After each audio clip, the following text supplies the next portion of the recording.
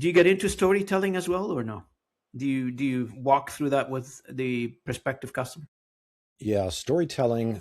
Um, Gee, that could be a whole episode, Robin. People are naturally attracted to stories. Data can support the stories, Hmm. but it's just the natural way that we communicate. And there's a way to tell a good story, and there's a way to tell a bad story. And there's all sorts of stories that need to be told. And so I would say the four stories, if you're looking at, what story should I tell as a business? Um, Probably the first one you should lead with is either the client story or the transformation story, because that shows what's going to happen when you work with this organization. And so the transformation story is, what is the before and after? Um, and that could be sort of a combination of a lot of different clients, but this is your process on what you do. The client story is what you would think it would be. It'd be a testimonial. The next one that gives you really insight into the brand is the purpose story. Why do you do what you do? If it's not about the money, what is it about, right?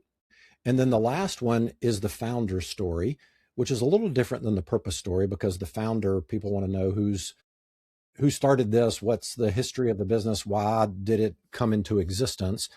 And so those are the four stories that we would typically start with. But then there's opportunities for storytelling at each one of those stages. So yeah, I would say storytelling is a huge thing that many companies are struggling on how to get that right. That's right. That's right. And I did a podcast. I haven't published it yet, with a lady out of Cape Town, South Africa, a Mm. couple of days ago, I think it was. And it was completely on storytelling and the approach to develop and train various companies on how to use stories in their pitches, in the way they communicate to the outside. It's pretty fascinating. There is a science behind storytelling. Oh yeah. It is not, like, those stories that you heard when you were little kids, and people used to tell stories to each other, grandpa, grandma, etc. That is a lot more purposeful. You have to think about it. You have to outline it in a very deterministic way, because you're shooting for an outcome, whatever that story is that you're trying to formulate. That's my limited understanding on the topic, is that you have to formulate it accordingly in the four categories that you've outlined. Jimmy, it's pretty cool. Yeah. There's actually, oh, sorry. Go ahead, Jimmy. Well, I was Go just going ahead. to say the other thing that happens in storytelling is called neural bonding, where if I'm telling you a story, Robin, and they hook us up to a brain scan machine, how my brain lights up telling that story is exactly the same way your brain lights up hearing that Yep. story.